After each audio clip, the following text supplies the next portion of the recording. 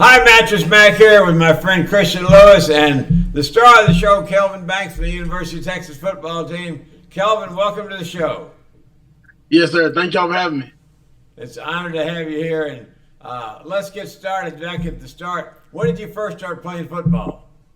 I started playing football at the age of 4 years old. So ever since then, I've been rolling. Who got you into the game? My dad. Was your dad a good player? I won't give him too much credit. So I'll say he was an all right player. He was an all right player. But if he was to tell it, he was the greatest to ever do it. Hey, you know how that works. The older you get, the better you get. Yes, sir. Most definitely. I used to play football at the University of Texas in 1969, 1970. And you know what position I played? No, sir, I don't. I played the bench. But I was good at that. I was very good at that. And so you went to Summer Creek High School? Yes, sir, I did. Were you there all 4 years? Yes, sir. I went to Summer Creek all 4 years. What made you decide to choose the great University of Texas? Start off, I was a University of Texas fan since I was young. So Really? I feel like that kind of gave me the little push to choose the University of Texas, but also just the city of Austin itself and the people that are in that facility every day. I just felt like it was the right place for me. Who was your favorite Longhorn player as you grew up? It was definitely Vince Young. Vince Young. My daughter owns a Vince Young steakhouse. Okay. Yeah, in Austin, yeah. And Vince works for them. He's kind of a partner with them on that. So they've been there 10 or 12 years. The restaurant does very well. You know what it does the best? What? After a big Texas win.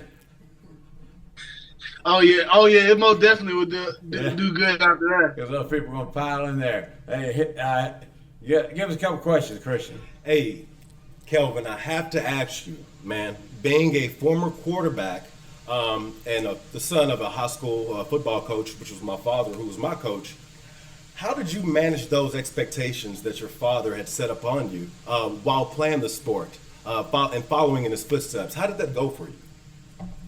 I feel like going into football, he kind of made sure it was known, like, if you're not going to do your best, don't play it at all. So I feel like that and him telling me that every time I stepped on the field from the age 4 until now, I feel like that really helped me push myself to want to be a good player and let alone just better than him. And I feel like by him doing that, he was wanting the same thing for me as well. So what's your academic load? What kind of classes are you taking? I'm taking history. United States history from 1865 to 1867. Taking physical culture and sports class, and I am taking a Earth class right now. So do y'all go to class or you do Zoom? I have 2 online classes and 2 in-person classes. So yeah, I go to class. I have 1 class a day, so I go to each class each day. So you walk across the campus and go to class? Oh nah. Some of my class is a little far, so I bought a scooter. Oh, you did? Yes, sir. You know what the hardest thing to get at the University of Texas is? No, what is it? A parking pass. No, oh yes, that is, because they'll definitely give you a ticket if you don't got one. I got a lot of tickets when I went to the University of Texas. My father wasn't very happy with all those. Yeah. So tell us about the game yesterday. Yeah, it was fun. It was fun, especially it being the first game of the season. I feel like us as UT as a team, I feel like we had a great time out there. We executed plays, and we're gonna learn from the mistakes we made. But it was definitely a good time that we had. Did y'all have a big film session today and watch the game?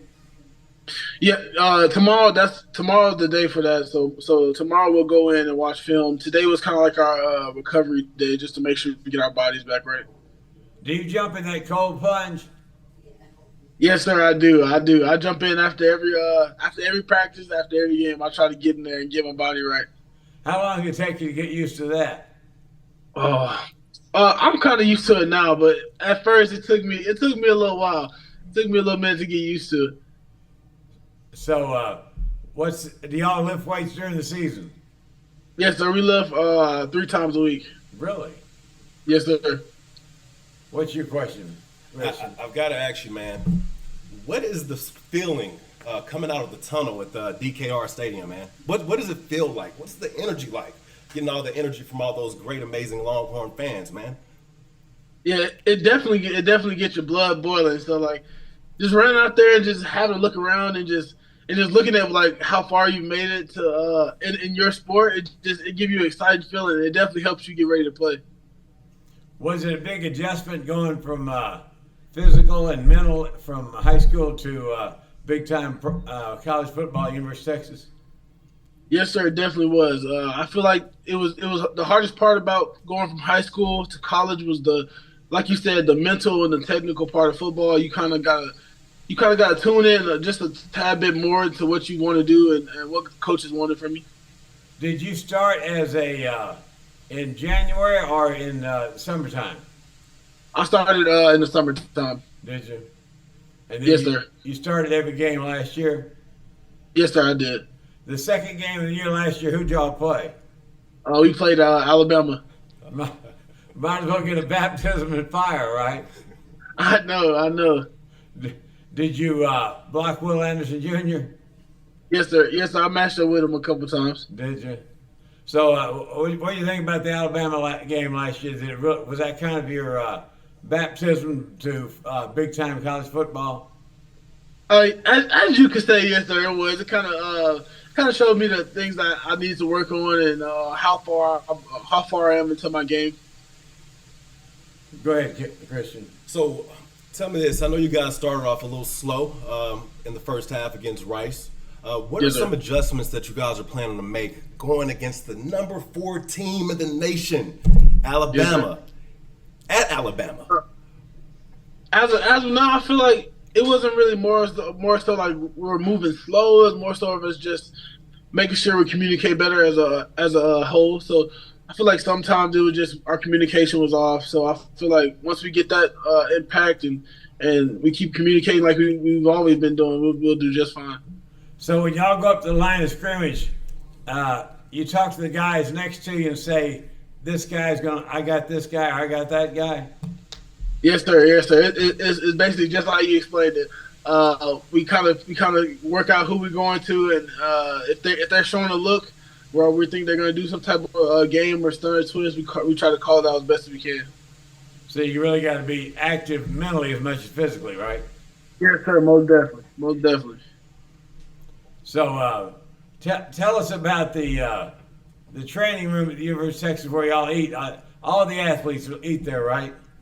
Yes, sir. Yes, sir. All athletes eat there. Do you like that? Yes, sir. I like it. Yes, sir. I most definitely like it. I try to make sure I stay on my healthier route when I go in there instead of trying to just put stuff on the plate. Do they have a lot of desserts in there? Sometimes they do have desserts. Yeah, sometimes they do. Yeah. Do you live on campus or off? I live off campus. Do you? Yes, sir. We all used to live at Jester Hall. You know where that's at? Yep, I know exactly where that's at. Yeah, we used to live there. It was something else. Yeah. Hey, and Kelvin, how hands-on are your nutritionists as you guys are preparing day to day, getting ready for each game on each Saturday? Are they really involved? Do they monitor all of your calorie intake? Yeah, yes, sir. They most definitely do. They try to make sure they give us the things to help us to give yourself the best output you can on the field, and even in the classroom, they try to help you refuel yourself to keep you focused and make sure you're doing the best you can. Really? So they're very actively involved in what you eat every day. Yes, sir. They most definitely are. They wouldn't like my diet of Doritos and salsa. Yeah, they would kill me most definitely if I did that. So how many calories do you eat a day? Oh, I'm not sure. But I can definitely tell you I eat 3 meals a day. So I eat in the morning. I'll probably have it depends on the practice or the day. I'll have some yogurt if it's like a light practice. If it's heavy practice, I'll try to eat more eggs, more protein type in that area. And then for lunch, I'll probably try to do once again more protein. Try to get some rice in there, some broccoli. And then for dinner, it's kind of since I'm off campus, it's kind of like you don't have to go to the training table. So they give you like little incentives like $15 mucho it's called, and you can go get like Chipotle or something like that. Just some simple. What's your ultimate cheat meal, man? You gotta have. No, you have a couple, man. What is it? Ah, probably I'll say either soul food or I'll say pizza or wings. Hey, man, me and you on the same page, my brother. You know what I'm saying? On the same page. So, take us through like Monday. What's your schedule tomorrow?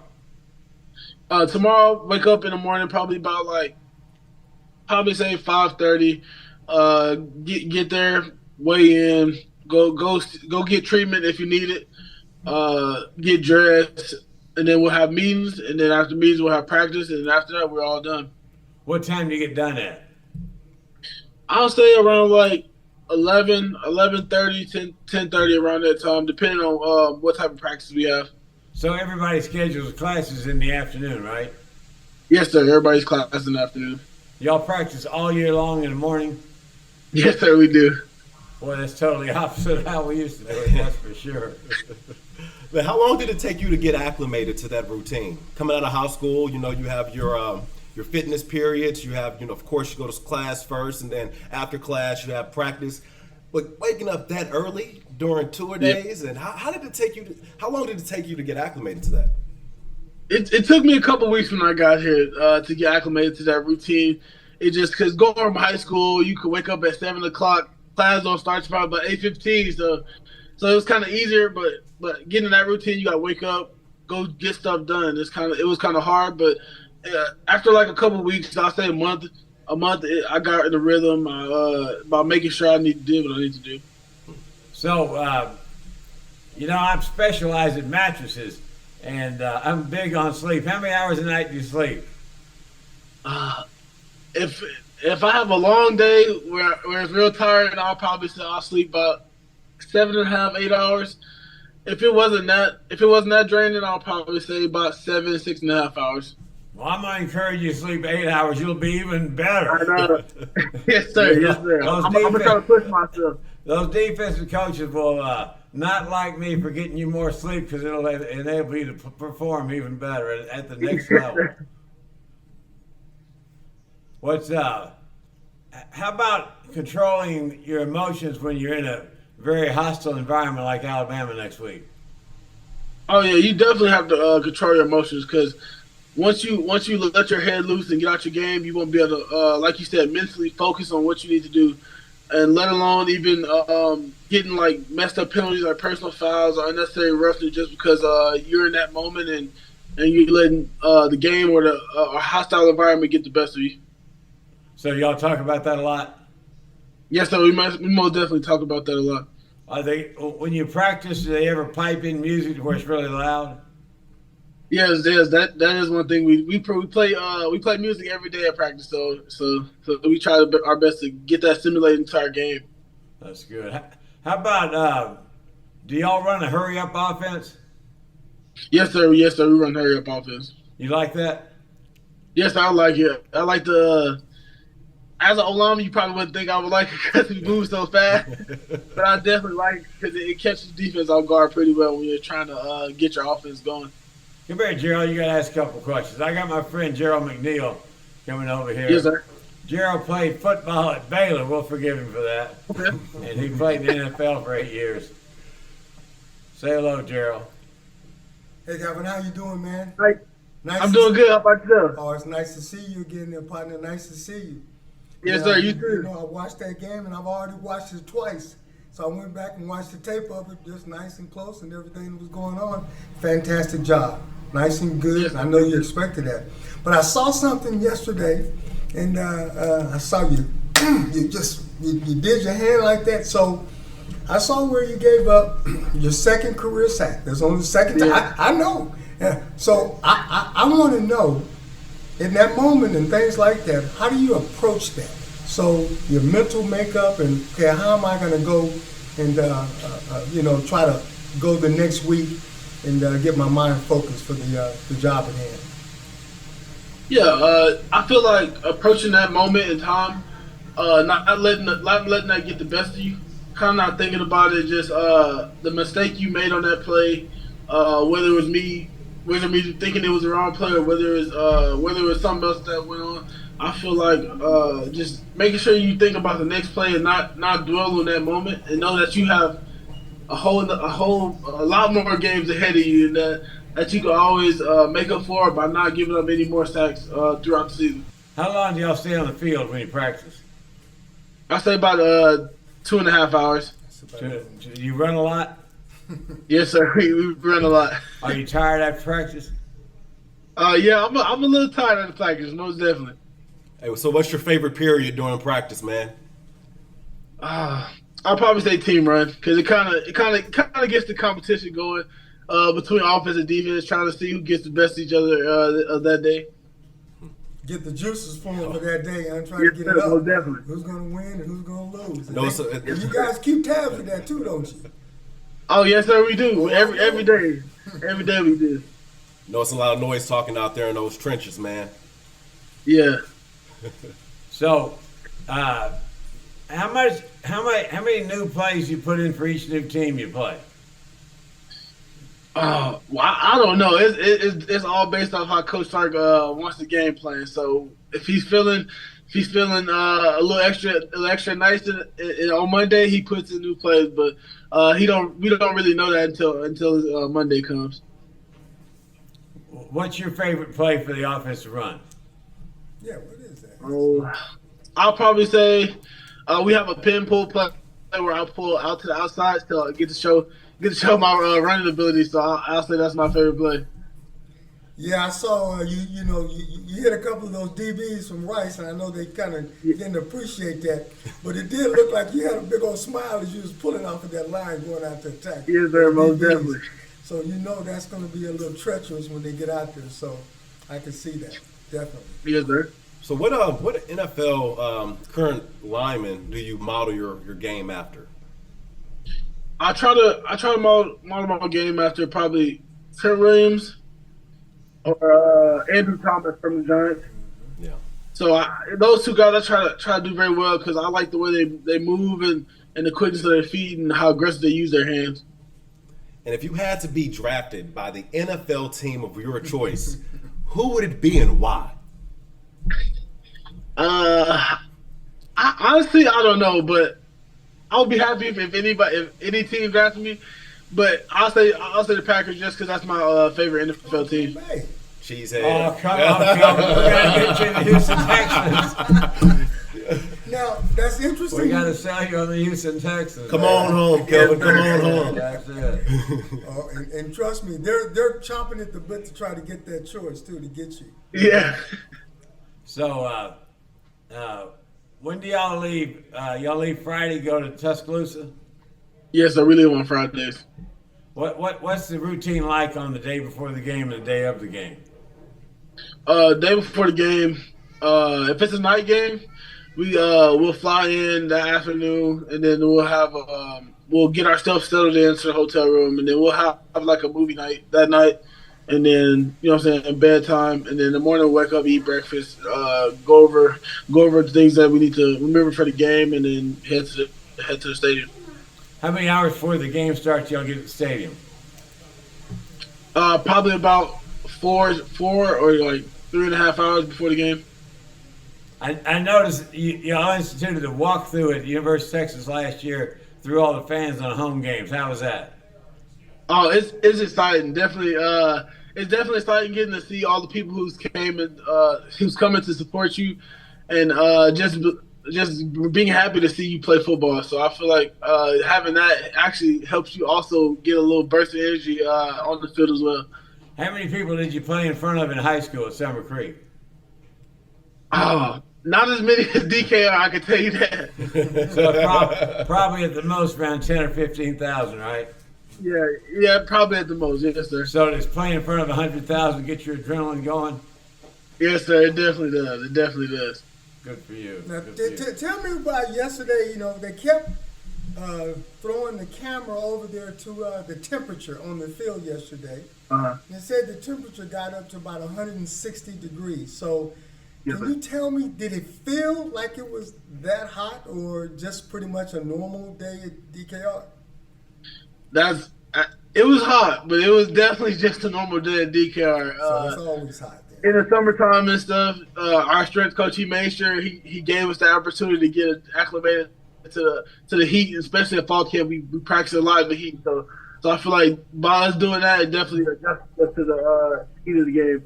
Did y'all play? Did y'all practice much in the dome there, or more outside? It was I would say more outside. We practiced more outside. It was times where we did go into the dome, but it was mostly just like the second half of practice, first half of practice. But we were mainly outside. What do you do to keep from getting leg cramps?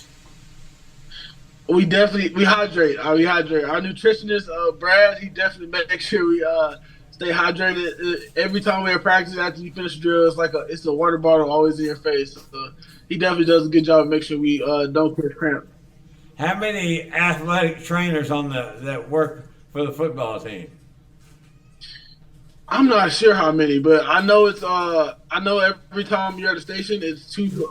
I think it's two athletic trainers each position group. So if you count that up, probably I'll say 20, around 20 something, around that range. So do y'all film practice and watch that too? Yes, sir. We do. So you got to be on top of your game at all time, huh? Yeah, at all times. That camera never gonna lie to you. That eye in never the sky, never we lie. used to say it, that eye in the sky don't lie. No doubt. Yes, about sir. it. It definitely don't. I got another question for you, Kel. Listen, when you go into a hostile environment like that, I remember, trying to hear in the sound. Okay? Yeah. It's going to be very loud. How do you guys Yes, do? sir. Do y'all do a silent count? Do you kind of peek in, because you have the hardest job, okay? Because you can't line up too far back.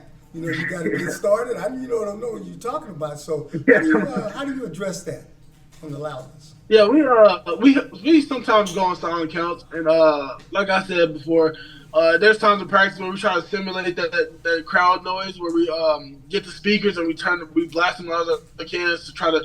So when we're going through our plan periods, try to get that simulated as much as possible. But we definitely do a little bit of silent count if there gets to a point in time where we really can't hear Quinn. Oh, good. Our practice is very, very organized, Oh yes, sir. That's definitely organized. so no wasted time there. And Is that right? yes, sir. Do y'all lift weights before or after practice? After practice, we lift weights after. After. Do they Yes, sir. they film that too? No, sir. They don't film the weights. Yeah, but then the trainers, and especially the weight room coach, is probably the hardest coach on the team. Would you say he's probably the most physical and the hardest coach on the team? I know it was like that. Yes, for me. sir. I would definitely say he's the most aggressive coach on the team. He's intense. Now tell me Yes, this. sir. Now tell me this. I know you spoke about how vigorous practice can be.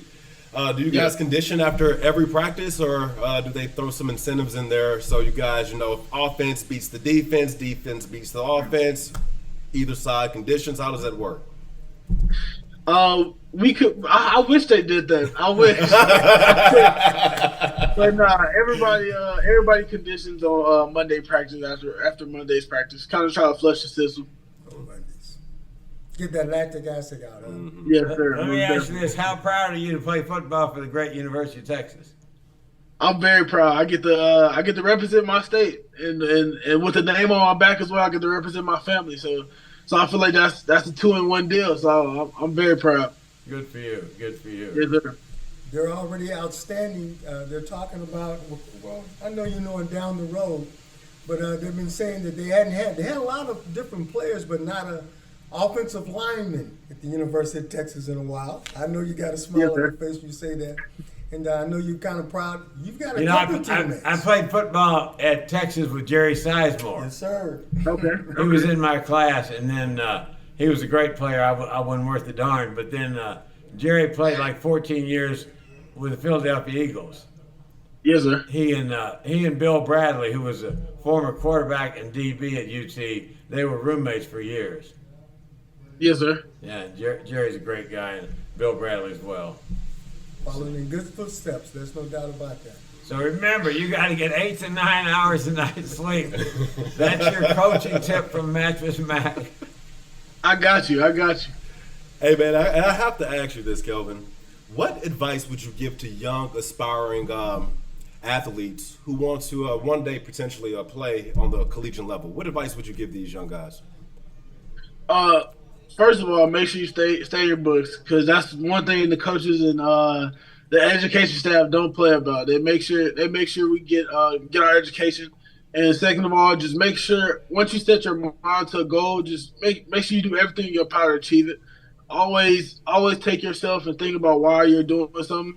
And once you find why you're doing something, always push yourself to try to make whoever that person or that thing happy of why you're doing it. And once you do that, I feel like you'll reach any goal you set out. Good for you. When you get really tired, what do you say to yourself to motivate yourself to go above and beyond? I really don't say much. I kind of just look at my family and my parents and just think about how hard they work for me to get me to where I am today, and that kind of give me that extra little push of, like, even if I don't want to do something, still go out and do it. Good for you. Good. For you. Hey, another question here. I know I talked to your dad and your mom. I know they came up to the game, and I talked to them last night. So when you come out of the stadium, okay, because I remember there could be 100,000 people that are there, all right? Yes, do you sir. know where they're at? Do you know Yes, where sir. they're I at? definitely You know do. exactly I know where they're exactly at. where they're at. All And the I time. make sure every time I'm around the tunnel, I look over there and make sure they're there. Yeah, people don't have an idea. It can be 100,000, but those 3 or 4 right there, those are the ones that you're focused on. And once you see that, you probably calm down a little bit. You know, you kind of Yes, sir. relax. Definitely does. Kind of makes you feel at home. Yes, sir. Definitely. Here's the most important question of the day. What do you think about Bevo? Oh yeah. I love Bevo. I haven't got as close as Jay Witten has got with Bevo, but I love the fact that he gets to be out there with us while we play. I bet Bevo was hot last night. Ooh, man. Yeah, Bevo definitely probably would. Bevo was hot. He was ready to get back in that stall, in that shade. Oh well, let me ask. Do y'all take him on the road too? So he's in every game. Is he in every game? That's a good question. I didn't know. I don't think he goes to the away games. I think the only time he goes with us to like a away game if it's like a bowl game or something like that. Other than that, I don't believe he goes to away games. Okay. So, when I was there, they had an Aggie dinner every year before the Texas A&M game. And there was not a lot of love lost between Texas Longhorns and Texas Aggies. They haven't played each other in years. Are you looking forward to playing those Aggies again next year? Yeah, I'm most definitely looking forward to playing and being a part of that rivalry tradition. Do you know any guys on the Aggies team? Yes, sir. I know a couple guys that came out of my recruiting class that goes there. Is that right? Yes, sir. That's great. Yeah, that's going to be a very intense game. Oh yeah. You heard about it, but Yeah. wait till you go and play that one. It's going to be like nothing. It'll be just like the bowl game, okay? So Yeah. like a national championship game. That's what it'll Yes, amount sir. to. It's a lot that goes into those two schools there. How'd you like the Oklahoma game last year at the Cotton Bowl? Oh yeah. It was exciting. I felt like it was pretty cool how the stadium and the fans are seated. How it's one side red and one side orange. Because when we ran out that tunnel, I could have sworn we was at an away game, and then we got to the other side. We got to the other side, felt like we was right in DKR. So I felt like that was pretty cool. That's great. That's great. Thanks, Kelvin. Great job. Hook 'em Thanks, horns. man. Hook 'em on. Yes, Hook sir. 'em Thank horns. you.